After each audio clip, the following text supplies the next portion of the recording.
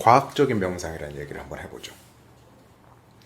이게 명상이라는 게 서구인들한테 이제 전해지면서 이런 느낌이 있었을 거란 말이죠. 저 동양에 저기 머리 깎은 양반들이 뭔가를 하는데 하면 좋다더라. 그리고 실제로 내 친구들 중에서도 해본 사람들이 있는데 하면은 좋대는데, 사실 명상하고 있는 사람이랑 그냥 눈 감고 있는 사람이랑 구분이 되냐고 하면 구분이 안 되잖아요. 그래서 실제로 객관적인 관측을 하기가 쉽지가 않거든요. 주관적인 세계에서의 일이기 때문에.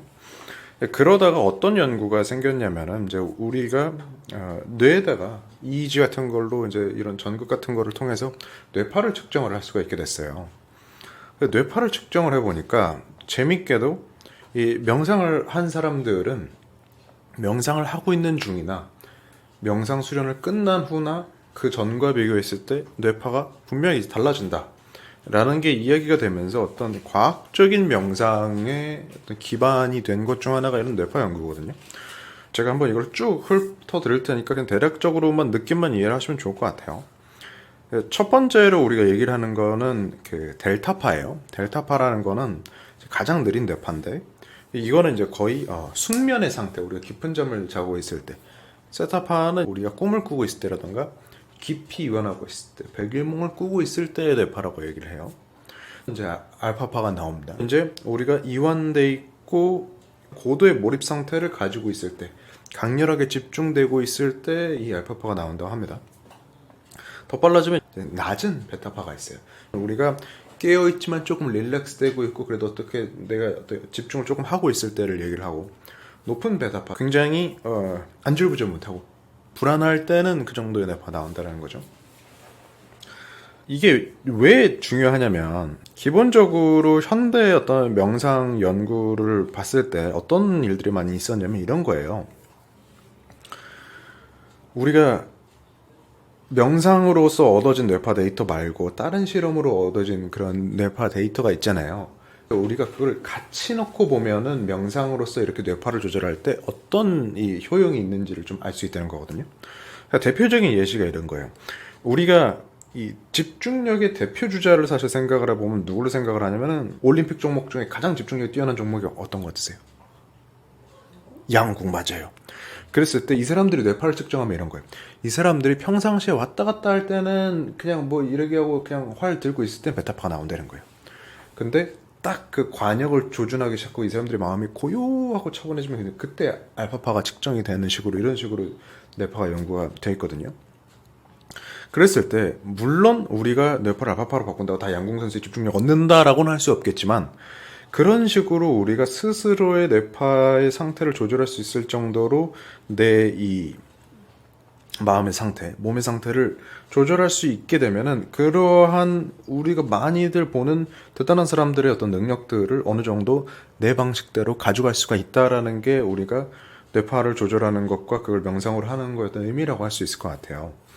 자, 그러면은 우리가 일단은 알파나 세타를 만들 수 있으면 좋다라고 얘기를 했잖아요. 이거를 생각을 해보자 이거죠.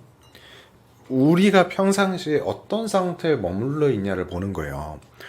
현대인들은, 특히 한국 사람들은 제가 얘기하는 커피의 문화라는 거는 거진 높은 베타파 상태에 머물러 있어요. 아침에 일어나면 빨리 준비하고 빨리 나가야 되니까 일단 아이스 아메리카노를 일단 집어넣어요.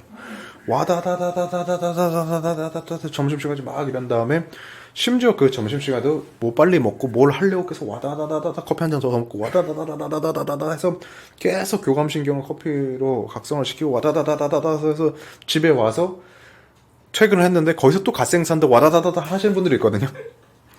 그게 이제 높은 베타파 상태 계속 머물러 있는 거예요. 이렇게 물론 생산적으로 좋은 일이지만 명상적인 관점에서 봤을 때 몇 가지 문제가 있을 수가 있어요. 조금 높은 의식 수준으로 가기는 힘들어요. 그러면은, 그러니까 이 내가 가지고 있는 고유한 직관이라든가 천재성을 꺼내는 수준까지는 그렇게 하면 좀 가기가 쉽지 않다.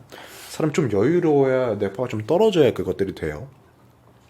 그래서 이제 너무 바쁘게 사는 것보다 내가 좀 나의 능력과 나의 자신을 좀 잘 바라보고 싶다, 어떤 치유 능력을 쓰고 싶다 하시는 분들은 너무 그렇게 사시는 것보다 중간에 30분, 1시간, 뭐 1시간 안 되면 20분이라도 한번 내가 지금부터 배울 테크닉들을 이용해서 알파파나 세타파까지 내려가서 어떤 식의 삶의 차이가 있는지를 한번 느껴보세요. 그러니까 이걸 하면 무조건 좋다가 아니라 여러분들의 삶과 한번 잘 맞아 떨어지는지를 제가 몇 가지를 알려드릴 테니까 테스트를 해보시면 좋을 것 같아요. 자, 그러면 테크닉적으로 좀 들어가 볼게요. 여러분들이 지금 기본적으로 여기에 집중을 하고 있으면, 유튜브로 보고 계신 분들은 쇼츠를 막 이렇게 당기고 있었거나 왔다 갔다 지금 웹서핑을 하고 있었으면은 높은 베타에 있을 거고, 지금 여기에 저랑 같이 차 마시고 이렇게 제 이야기를 듣고 계신 분들은 낮은 베타 상태에 있을 거라고 제가 가정을 한단 말이에요.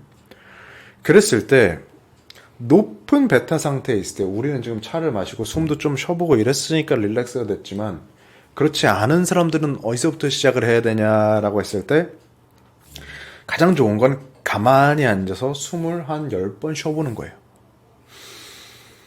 들이쉬고 후 하고 내쉬고. 근데 이제 이거는 저를 찾아오신 분들을 위해서 너무 좀 밋밋하기 때문에 약간 그 고급 방법을 알려드릴게요. 이 인도 요기들과 이 티베트 이 산승들의 어떤 비전의 호흡법을 좀 알려드리면, 손을 이렇게 합니다. 그래서 오른쪽 콧구멍을 맞습니다. 왼쪽 콧구멍을 들이셔요. 멈춥니다. 손을 바꿔요. 반대쪽을 막습니다. 그리고 오른쪽으로 내쉽니다. 다시 오른쪽으로 들이쉽니다. 손 바꾸고요. 열로 내쉽니다. 다시 얘로 들이쉽니다. 들이쉬고요.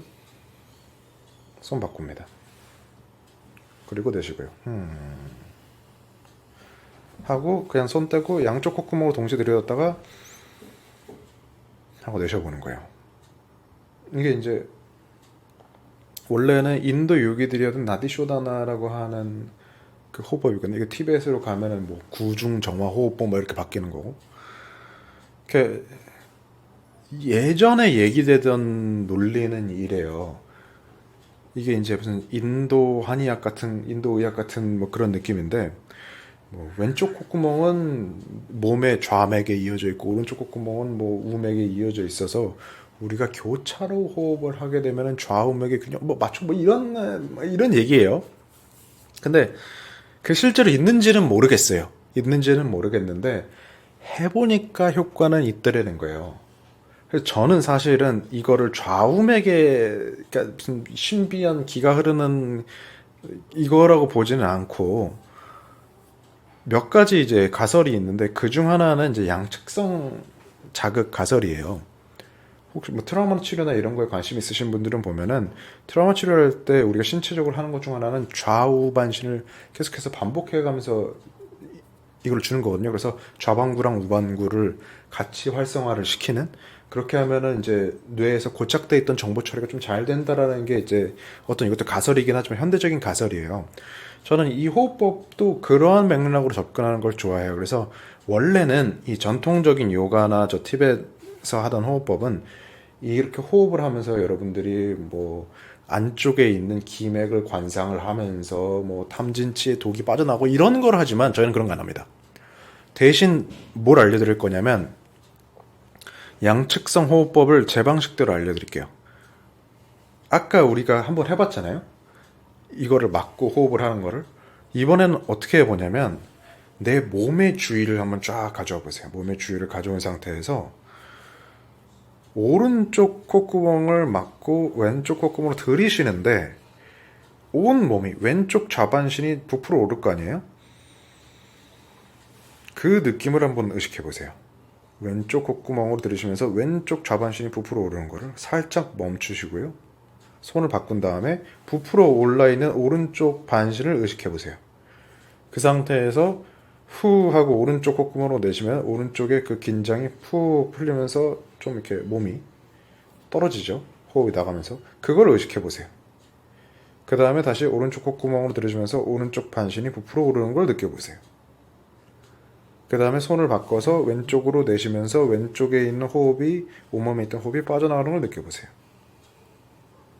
네. 그리고 다시 들이쉬고 손 바꿔서 내쉬고 하면서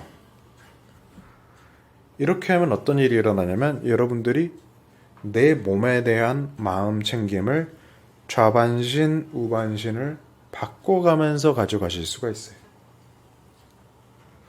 그럼 어떻게 되냐면 좌뇌, 우뇌가 반복적으로 번갈아 가면서 자극이 되고 내 안에 있던 그 어떤 정보 처리와 어떤 치유적인 그런 프로세스가 좀 활성화되는 게 있거든요.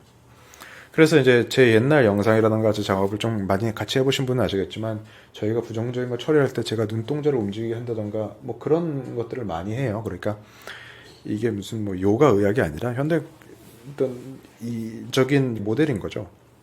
그래서 이거를 한번 해보시고 양쪽으로 호흡해보시고 한 3세트 정도를 합니다. 그러면 어떤 일이 일어나냐? 내가 분명하게 지금 여기에 그래도 현존할 수 있다. 어느 정도 머물러 있다라는 거를 느끼실 수가 있어요. 뇌파로 치면은 로우 베타에 머물러 있을 정도는 되는 거죠.